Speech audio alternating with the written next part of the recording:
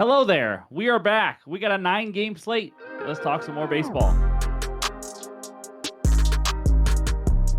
What's going on, everyone? Welcome back in to another episode for Just a Bet Outside. I am your host, Steven, and we are back for some more Seam. And yesterday wasn't the day I wanted. It was 1 and 2. It's a small card, all half units, so we take around a half unit loss.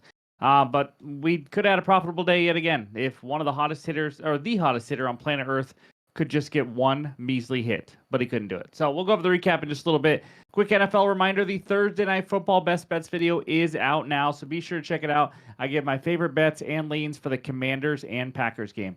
But before we get into anything, we got to talk KALSHI real quick, guys. This is federally regulated in all 50 states. It's like it's like buying and selling stocks. But again, I've talked about this before. It's all world events. You can do whatever you want that interests you. You can bet on politics, sports, economics, video games, movies. It doesn't matter. It's awesome. It's a one-of-a-kind thing. And I wanted to just share. Here's my trade of the day. I like to have some fun with these.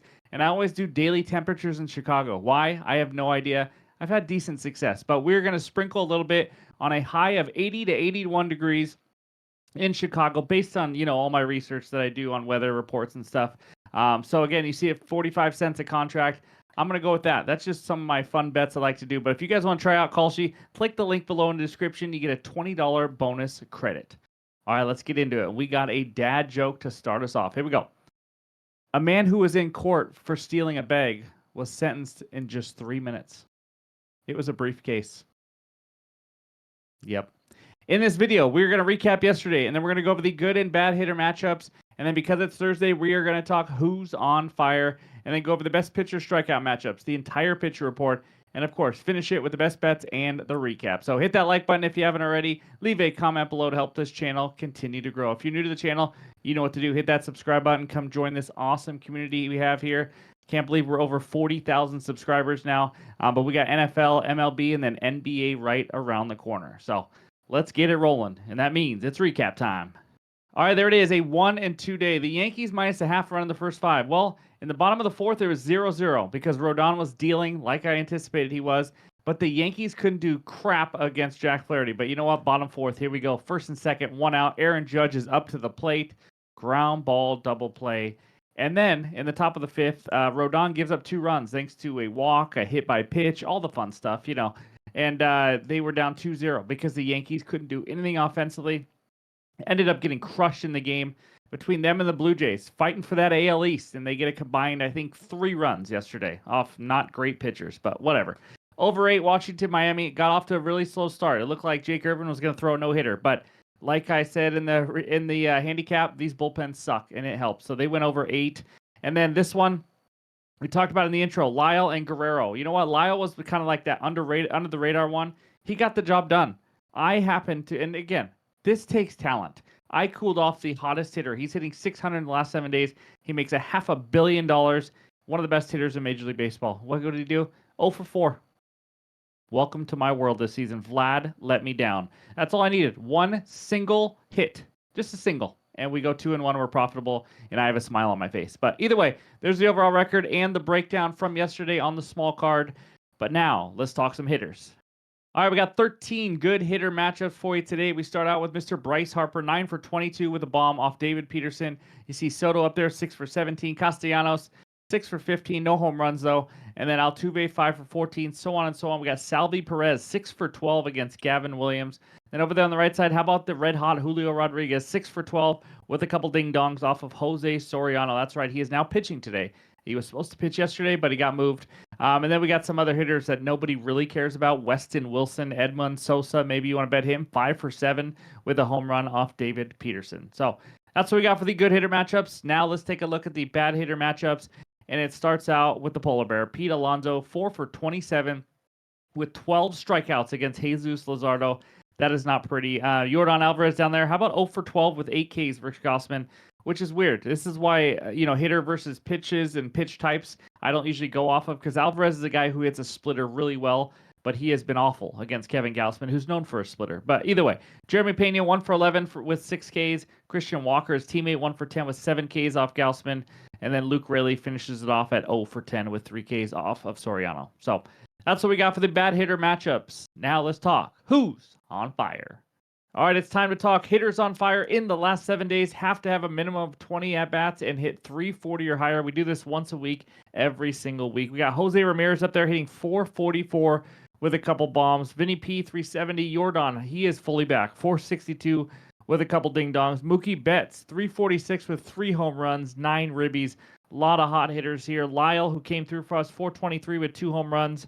Down there, Andrew Vaughn's heating back up again, 440, no home runs, but still hitting the ball well. And then you see Nico Horner, Young-Hoo Lee, both hitting over 400 with Soto down there as well. So that's what we got for page 1. Now let's check out page 2. We got a couple guys hitting over 400. How about Vladimir Guerrero Jr.?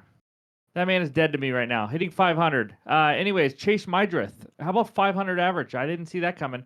And then Matt Chapman, 400. Josh Bell, 429. 4 home runs and 13 ribbies in the last 7 days. That's a lot of RBIs. But anyways, that's what we got for the hitters on fire in the last 7 days. Now let's talk some Ks. We got 2 good pitcher strikeout matchups for you today. We start out with Johan Oviedo at the Orioles. Baltimore, 4th highest K rate versus righties last 3 weeks, 26.5%. Oviedo, this is one of those where I could have left it off because it's a really small sample size, but let's just talk about it. 24 Ks in just 20 innings so far. He's made 5 actual starts this year. There's one he started and only pitched 1 inning. He has 4 actual starts. He has 5+ Ks in 3 of those 4 starts. Slightly higher K rate on the road. Again, small sample size, only 1 or 2 starts at each. And then higher K rate versus lefties, 31.6 compared to 26.7 versus righties. Next one, Cam Schlittler versus the Tigers. Detroit, 7th highest K rate versus righties last 3 weeks, 25.9%. Schlittler, 171 Ks in 146.2 innings. That's pretty impressive. He had 8 Ks in 3 straight starts before not even making out of the second inning last start versus Toronto, getting absolutely rocked. He did have some easy competition, I will say that, but slightly lower K rate at home, 25.6 compared to 27.5 on the road, and a higher K rate versus lefties at about 28%. So that's what we got for the strikeouts. Now let's take a look at the pitcher report. All right, here are the first 5 matchups of the day with all the averages are on the bottom. As you guys know, we like to do this every day to help you guys out, save you some time. Johan Oviedo versus Cade Povich. Oviedo thrown 79 and 78 pitches in his last 2 starts. He's only given up 11 hits in his last 20 innings. 20 innings, by the way, is his whole season. Cade Povich, really struggling. The youngster giving up 13 earned runs in his last 19.2 innings, 3 walks in 3 of his last 5 starts. And then we got Seymour versus Smith. Seymour stretched out to 89 pitches last start. After a bad start versus the Yankees, he's now given up just 2 earned runs and 10 hits in his last 14 innings. Shane Smith, done a great job at limiting hits. He did give up 4 earned runs last start. It was only on 3 hits, but just 7 hits allowed in his last 18.1 innings. You see that 7 hits per 9 there with Seymour. Both have done a really good job at limiting hits. And then Christian Javier versus Kevin Gausman. Javier struggled in 2 of his 5 starts this year. He is coming off a 4.1 inning start where he gave up 6 hits and 4 earned runs. Through his 20.1 innings, though, he has 12 walks. He's a guy who usually struggles with his command. And then Gausman, been pretty solid in his last 6 starts, giving up 2 or lesser in runs now on 5 of his last 6. And he's also going deep into games, 6+ innings in 8 of his last 10 starts. And then Mackenzie Gore versus Ryan Weathers, a pair of lefties. Really, Mr. Gore is really inconsistent. 9 walks in his last 15.1 innings, along with 8 earned runs allowed. We know he's a guy who can all of a sudden throw up a 8 or 9 strikeout, shutout type of start. But Ryan Weathers, the lefty, first start since June 7th. He started off with 3 great starts and then struggled in his final 2 starts before getting injured. He has given up 5 or less hits, though, in all 5 starts. And then TBD of Detroit, heck of a guy. Schlittler for the Yankees had a really rough start after a good stretch. Like I said, he gave up 4 earned runs versus the Blue Jays, but for the most part, it's been a pretty solid season for him. So that's what we got for the first 5 matchups. Now let's take a look at page 2 and the final 4 matchups. We got Stephen Kolek versus Gavin Williams. Kolek, this is just his 3rd start since the end of July, giving up 10 hits and 3 earned runs in his first 2 starts over 13 innings. Not a great pitcher, to be honest with you. Doesn't miss a lot of bats, gives up a ton of hits, as you can see there. And then Gavin Williams, he's gone 7 innings in back-to-back starts now, giving up a total of 2 earned runs. It's been a lot better for him. Obviously, you see an expected ERA 1 higher than his actual ERA, due for some negative regression there, especially with a 12% walk rate. But he's pitched pretty well this year. And then a pair of lefties, David Peterson versus Jesus Luzardo. Peterson really struggling right now, giving up 4+ earned runs in 4 of his last 6 starts. That's not good. 12 earned runs allowed in his last 7.1 innings with 15 hits. This man has given up about 2 hits per inning in the last 7. Jesus Luzardo given up 5 or less hits in 5 straight starts now. Also 32 Ks in 22.2 innings. So he's in better form than Peterson. And then Brown, goodness gracious, going up against Vasquez. Brown has been awful. I mean, even for a Rockies pitcher, he's been awful. That's saying something. How about 13 earned runs in 9 innings this year? That's not good. Randy Vasquez, second start since August 15th. First start back was at Coors Field, though. You know, say what it is there. 8 hits, 2 earned runs allowed. He has done a decent job of limiting runs. I know last year I made fun of him a lot, saying he should be a car salesman and all, but he's figured out how to limit runs. I really don't know. That K rate is just disgusting. Look at both of theirs, 11.3 versus 12.3. In fact, Brown's walk rate, it's only 9 innings, but his walk rate is higher than his K rate. That is just not good. Jose Soriano versus Bryce Miller finishes it off. Soriano, we talked about him yesterday. A guy who either gives up 0 earned runs or 5+ earned runs. Literally what it's been in the last 6 starts. And then Bryce Miller, off and on injured, just really having a down year because of it. Hasn't been great in his 4 starts since return from injury. He's given up 12 earned runs in 21.1 innings.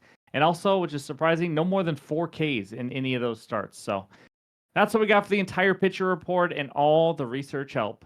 Now it's time for the best bets. All right, this first one takes us out to the south side of Chicago, where the White Sox host the Tampa Bay Rays. Rays on the money line, -145. White Sox money line, +119, with a total of 8.5 runs. First thought, what am I doing here in September talking about a Rays and White Sox game? I don't know. I got problems. But give me the under, 4.5 runs in the first 5 innings, -120 on Bet365. This is a half unit play. I know this game is ugly, but let's get a winner. First, the weather. 70 degrees, wind blowing in slightly at 6 miles an hour. Again, temperatures are starting to cool off in September. Does that every year. I know, it's crazy. But let's talk the starting pitcher matchup. Ian Seymour versus Shane Smith. Seymour, I've been impressed by him. In his last 5 starts where he's thrown 60 or more pitches, he's had 1 really bad start versus the Yankees. Outside of that, how about 4 earned runs in the other 17.1 innings and just 10 hits allowed now in his last 14 innings. Has an impressive 14.5% swinging strike rate. That's in the 80th percentile. You see it, a solid 30% K rate, 7.7% walk rate. Love the command that we're seeing and the swing and miss. Shane Smith, we talked about it in the pitcher report, does not give up many hits. In fact, he's given up 4 or less hits in 7 of his last 8 starts now. As long as he has good command, that's what it's about with him. He's looked good. At home, 3.26 ERA, 183 average against, and a 105 whip. He has been solid in Chicago. I like him to pitch well. Now, the offenses, White Sox, average versus lefties. They had a little stretch there where really good. Then they cooled off. Seymour should be able to neutralize some of these guys like Benintendi, Colson Montgomery, a couple lefties, because Seymour's been solid versus lefties. So Rays versus righties in the last 3 weeks. Been better lately. Top 10 offense. But 5 of the last 7 righties they faced have been in the minor league park that they play in. And also a few of them are just flat out not very good. So I'm not too worried about it. They can go cold pretty easily. So overall, I don't want to mess with the bullpens here. I like both these starting pitchers in this matchup to pitch pretty well in cooler temps. Give me the under 4.5 runs in the first 5 innings as my first best bet. All right, before I get into this one, I just realized I have now talked about the weather in Chicago 2 different times on this video. That wasn't planned, but you're welcome. Now, we head out to Camden Yards. The Orioles host the Pittsburgh Pirates. Orioles moneyline -151, Pirates moneyline +124 with a total of 8.5 runs. I got a player prop. Give me Johan Oviedo, however you say it, over 4.5 Ks, -117 on DK for a half unit. Johan Oviedo, you get it? Okay, I just made it up. Anyways, be careful. It's an early day game. You saw the info here, though, in the pitcher strikeout matchups. 24 Ks in 20 innings so far. Small sample size, but he's over this line in 3 of 4 starts. 1 start, he just went 1 inning. I'm not even counting it. The one under was right at 4 Ks against a tough team, the Milwaukee Brewers. He happened to have 3 walks and got his pitch count high there, but still, like what I've seen. Numbers, 13.4% swinging strike rate, which is solid. Very high whiff rate, misses barrels, not giving up a lot of hard contact. The key to him, like I say to some pitchers, is just not walking a ton of guys, not getting that pitch count really high, because he's not a guy who's going to go 90 to 100 pitches. He'll probably get 75 to 80 or so here, but he's facing the Orioles. This is what it's about. They are strikeout machines lately. The 4th highest K rate versus righties in the last 3 weeks, like we talked about. But the last 7 righties to face him, Skeens, 8 Ks in just 5 innings. Mike Burrows, 6 Ks in just 4 innings. Yamamoto, 10 Ks in 8.2 innings. That was a perfect game until then, or no hitter. Ohtani, 5 Ks in just 3.2 innings. Yu Darvish, 6 Ks in 4 innings. Dylan Cease, 7 Ks in 4 innings. And Justin Verlander, 10 flipping strikeouts in 5 innings. Yes, 7 straight righties have gone over this line. 6 of the 7 did it in 5 or less innings. So I don't need him to go deep here. That's a total, by the way, of 52 Ks in 34.1 innings by the last 7 righty starters against them. That is insane. So as long as Oviedo can go, I'd say 4+ innings, have some decent control. I really like our chances here. So give me Oviedo over 4.5 Ks. That is my second best bet. This slate is kind of ugly. I'm not going to lie. It's a small slate, 9 games. I'm going to stick with the 2 best bets for now. Didn't find a ton of hitters that I like so far, so I'm not going to just force any out there. There's a lot of pitchers here that just, aren't giving up a lot of runs. The temperatures are going down, wind blowing in, things like that. So maybe I find a couple tomorrow and add a hitter parlay, but we'll see. But any added plays, of course, will be in the pinned comments below on the website, X, Discord. You know where to find it. So before we get out of here, let's check out the recap. All right, there it is. My 2 best bets so far. Give me the under 4.5 runs in the first 5 innings between the Rays and the White Sox, minus 120 for half unit. And then Overetto, over 4.5 Ks for a half unit, minus 117 on DK. That's what I got for you. Thank you guys for listening. As always, again, reminder, Thursday Night Football Best Bets video is already out, so be sure to check it out. But hope you have a great Thursday. Enjoy some day baseball, and we'll talk to you soon.